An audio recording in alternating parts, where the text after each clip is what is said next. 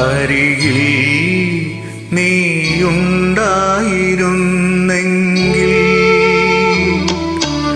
അരികിൽ നീയുണ്ടായിരുന്നെങ്കിലെന്നു ഞാൻ ഒരു മാത്ര വെറുതെ നനച്ചുപോയി, ഒരു മാത്ര വെറുതെ നനച്ചുപോയി.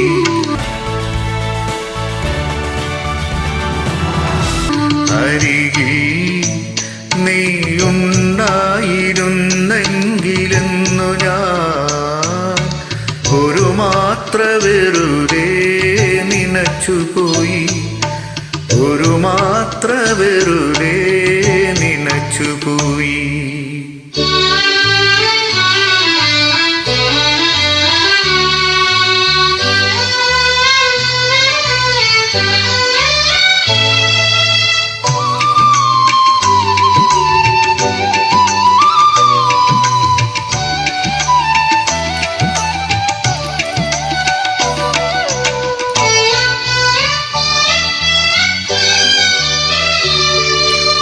രാത്രി മഴ പെയ്തു തോർന്ന നേരം,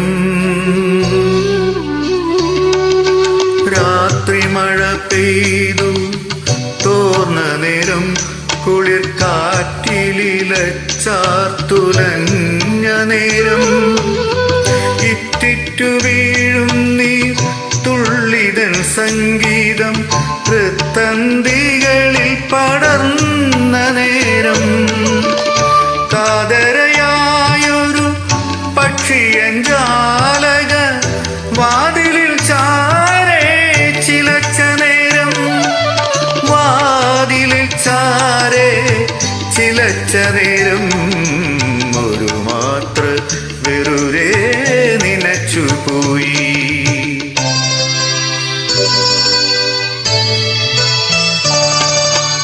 അരികിൽ നീയുണ്ടായിരുന്നെങ്കിലെന്നു ഞാൻ ഒരു മാത്ര വെറുതെ നനച്ചുപോയി, ഒരു മാത്ര വെറുതെ നനച്ചുപോയി. ബാബുരാജിനെ പോലെയുള്ള അടുപ്പത്തിൻ്റെ അത്രയും ഏകദേശം തന്നെ സംഗീത ചക്രവർത്തി ദേവരാജ മാഷുമായിട്ടും ഉണ്ടായിരുന്നു. അതേക്കുറിച്ചൊന്ന് പറയാൻ പറ്റുമോ? ദേവരാജ മാഷ് ശരിക്ക് ഞാൻ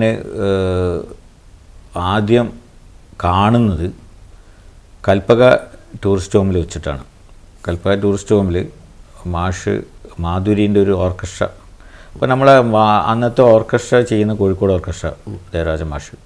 അപ്പോൾ നമ്മൾ എല്ലാവരും സാധാരണ ആ ഓർക്കസ്ട്രയിൽ പാടുന്ന ആൾക്കാരാണ്. അപ്പോൾ ഞാൻ റിഹേഴ്സൽ കൽപ്പക ടൂറിസ്റ്റ് ഹോമിൽ ഒരു റിഹേഴ്സൽ നടക്കുന്നുണ്ട്.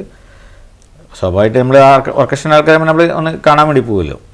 അങ്ങനെ അവിടെ ചെന്നപ്പോൾ ഒരു ഹാളുണ്ട് അവിടെ, ആ ഹാളിൽ വെച്ചിട്ടാണ് റിഹേഴ്സൽ നടക്കുന്നത്. അപ്പോൾ ഞാൻ ഹാള് തുറന്ന് അങ്ങോട്ട് അകത്ത് വന്നപ്പോൾ മാഷ് അവിടെ ഇങ്ങനെ ഇരിക്കുന്നുണ്ട്, റിഹേഴ്സൽ നടക്കുന്നുണ്ട്.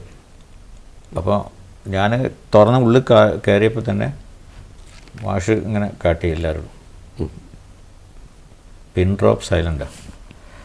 അപ്പം ഞാൻ ഇങ്ങനെ നിന്ന് ഇവരൊക്കെ എന്നെ നോക്കുന്നുണ്ട്. മാഷ് എല്ലാവർക്കും പേടിയാണല്ലോ. എനിക്ക് മാഷെ പറ്റി അങ്ങനെ അറിയില്ല. ഞാൻ അങ്ങോട്ട് കയറി ഇങ്ങനെ ഞാനും ആകെ എന്തോ ആയിപ്പോയി. നമ്മളിപ്പോൾ സ്ഥലത്ത് ഇങ്ങനെ ചെല്ലുമ്പോൾ പെട്ടെന്ന് ഇങ്ങനെ നിർത്തി ഇങ്ങനെ നിന്നപ്പോൾ മാഷ് അതിൻ്റെ ഒരു ഇൻചാർജ് ഉണ്ട്, സുഖേട്ടൻ, സുമാരൻ്റെ സുമാരൻസ് ഓർക്കസ്ട്രയാണ് വായിക്കുന്നത്. അങ്ങനെ മാഷ് പിന്നെ സുഖേട്ടൻ അറിയാലോ എന്നെ. അപ്പോൾ ഇവരൊക്കെ ഹരിദാസൻ പിന്നെ പപ്പേട്ടനൊക്കെയാണ് കീബോർഡ് വായിക്കുന്ന, കീബോർഡല്ല അന്ന് ഹാർമോണിയം, എക്കോഡിയനും ഹാർമോണിയമാണ് വായിക്കുന്നത്. പിന്നെ സി എം പാടിയിൽ വയലിൻ, ഇവരൊക്കെയാണ് അന്ന്. പിന്നെ ഹേമന്ത് കുമാർ എന്ന സിനിമ ഇതിലേക്ക് പോയി. അവരൊക്കെ ഇങ്ങനെ ഇങ്ങനെ നോക്കുന്നു, ഇവർക്കൊന്നും പറയാൻ പറ്റില്ല. അപ്പോൾ സുഖേട്ടൻ പറഞ്ഞ് മാഷ അത് നമ്മുടെ ആളാണ്, ഇങ്ങനെ പറഞ്ഞതുകൊണ്ട് രക്ഷപ്പെട്ട് ഓക്കെ 1 2 3 എന്ന് പറഞ്ഞിട്ട് മാഷ് ആദ്യം കാണുന്നത് ഞാനങ്ങനെ. അത് കഴിഞ്ഞ് നമ്മൾ ഹട്ടൻസ് ഓർക്കസ്ട്രൻ്റെ ഒരു എക്കോഡിയൻ നമ്മൾ നന്നാക്കണം. അതൊന്നും ഇവിടെ കേരളത്തിലില്ല, മദ്രാസ് പോകണം. അങ്ങനെ ഞാനും ഈ ഹരിദാസും ഹേമന്തും ഇന്നിപ്പോൾ സിനിമയിൽ അവിടെ തന്നെ മദ്രാസ് ബാങ്കിൽ ഭയങ്കര ബിസിയാണ് വയലിനിസ്റ്റ്. അങ്ങനെ നമ്മൾ മൂന്നാളും പോവുകയാണ്. ബാബു ഉണ്ട്, ഗിറ്റാർ ബാബുല് ഫറൂഖിലുള്ള ജോയിൻ്റെ ജ്യേഷ്ഠൻ ഡേവിഡ് ബാബു നമ്മൾ ആണ് പോകുന്നത്. അങ്ങനെ അവിടെ പോയി ജോയിനെ കണ്ട്. അപ്പോൾ ജോയി പിന്നെ ഇതിൻ്റെ കാര്യങ്ങളൊക്കെ പറഞ്ഞ് ജോയി പറഞ്ഞ് റെക്കോർഡിങ് ഒരു പയ്യൻ വായിക്കുന്നുണ്ട്, ഒരു ഓർഗൻ വായിക്കുന്നുണ്ട്, കാണുന്ന പറഞ്ഞു. ചെറിയൊരു പയ്യൻ. അങ്ങനെ ഇവന് അസാധ്യ വായനാണ്. നോക്കുമ്പോൾ ഇന്നത്തെ റഹ്മാനാണ്. അന്ന് ദിലീപ്. അന്ന് ജോയ് പറഞ്ഞിട്ട് നമ്മൾ കാണുകയാണ് ഇപ്പം വായിക്കുന്നത് ഇവരെ പിന്നെ റെക്കോർഡിങ്ങിന്. അത് കഴിഞ്ഞ് നമ്മൾ അക്കോർഡിയനൊക്കെ കൊടുത്ത് പോകുമ്പോൾ ഇവർ പറഞ്ഞ് നമുക്ക് മാഷത്തൊന്ന് പോകാമെന്നാണ്, ദേവരാജൻ മാഷത്തൊന്ന് പോകാം. ഞാൻ പറഞ്ഞു ഞാനില്ല, എനിക്ക് അന്നത്തെ അനുഭവം ഉണ്ടല്ലോ, ഞാനില്ല, അല്ല വാ ഒന്ന് പോവാം, എന്തായാലും മാഷൊന്ന് കാണാം. കാരണം അങ്ങനെ അവിടെ പോയി. മാഷ് പിന്നെ അതിൻ്റെ അപ്പുറത്ത് ഹരിഹരൻ പിന്നെ മാധുരി ഒക്കെ ഒരു ലൈനിലാണ് താമസം. സംവിധായകൻ ഹരിഹരൻ, മാധുരി ഒക്കെ. അങ്ങനെ നമ്മൾ പോയി. അപ്പോൾ ഇങ്ങനെ അരമതിലാണ്, ഇങ്ങനെ ഒരു കോളനി മാതിരിയാണ്. അപ്പോൾ ഒരു അരമതിൽ അവിടെ ചെറിയ വരാന്ത, മാഷ് പിന്നെ ശരിക്കും മറ്റേ അവിടെ ഇങ്ങനെ ചായലിൽ ഇങ്ങനെ ഇരിക്കുന്നു, മുകളിൽ ശബ്ദവും കേൾക്കുന്നുണ്ട്.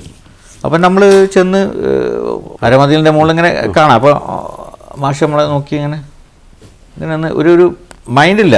നമ്മൾ മൂന്നാളും ഇങ്ങനെ അതിൻ്റെ ഉള്ളിലേക്ക് കടന്ന് എന്താ വന്നതെന്ന് ചോദിച്ചു. ഇവരോട് എന്നോടല്ല കേട്ടോ, അല്ല ഞാൻ പറഞ്ഞു ഞാനില്ല കേട്ടോ, ഞാൻ മതിലിൻ്റെ ഇങ്ങോട്ടേക്ക് നിന്ന് ഞാനിത് ഇപ്പുറത്തേക്ക് നിന്ന്. ഇവർ രണ്ടാളും മൂന്നാളും കൂട്ടി ചോദിച്ചു എന്താ വന്ന് ഇല്ല.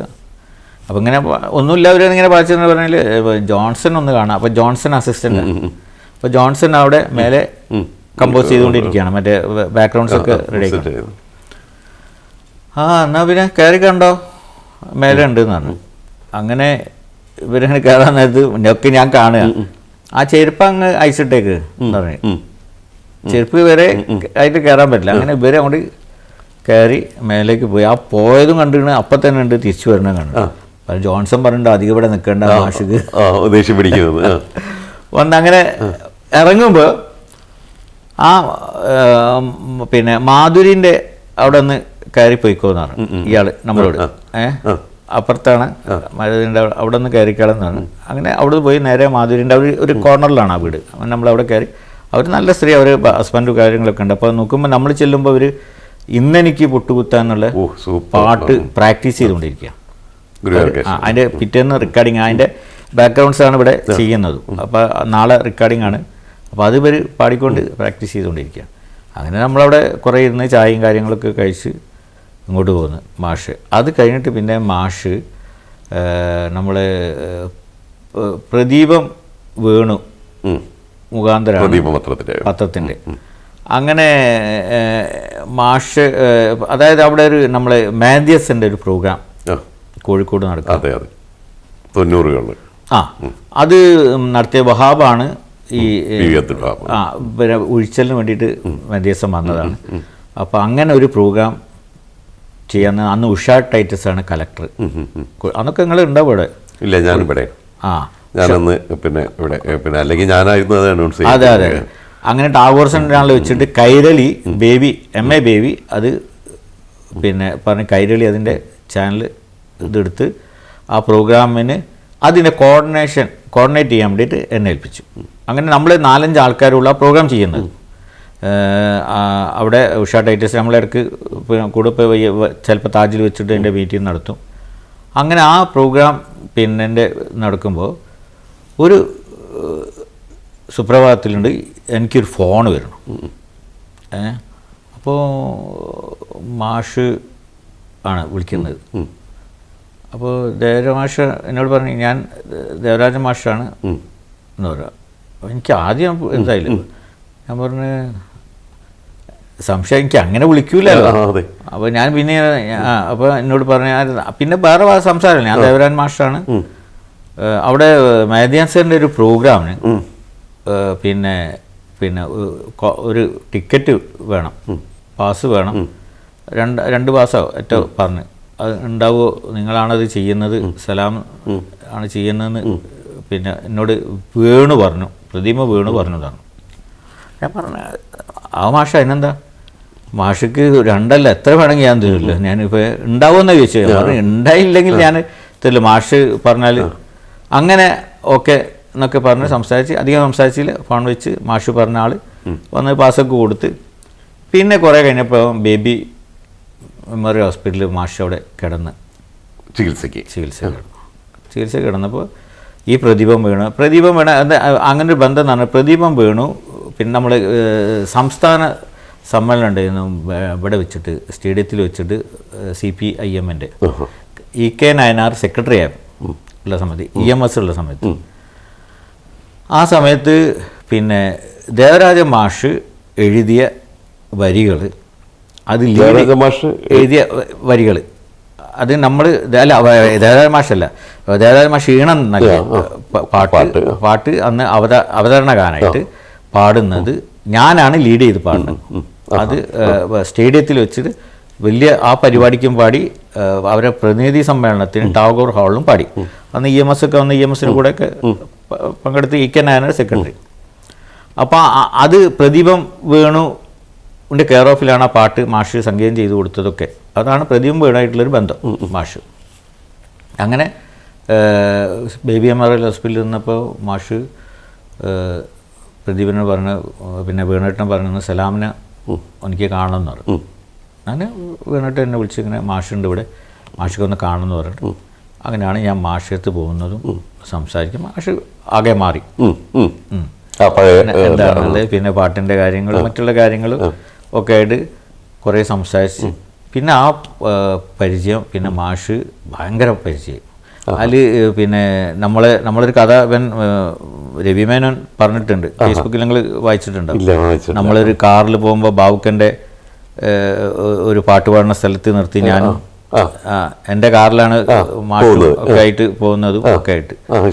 പിന്നെ എൻ്റെ വീട്ടിൽ അളകാവൂരിൽ ഇവർ കൊടുത്താലും മറ്റേ ആര് വന്നപ്പോൾ മാക്ടൻ്റെ ഒരു പ്രോഗ്രാമിന് വന്നിട്ട് മാഷക്ക് പിന്നെ അളകാവൂരിൽ ഇത് കൊടുത്ത് റൂമും കാര്യങ്ങളൊക്കെ മാഷ് പറഞ്ഞു ഞാൻ സലാമിൻ്റെ അവിടെ താമസിക്കുന്നത്.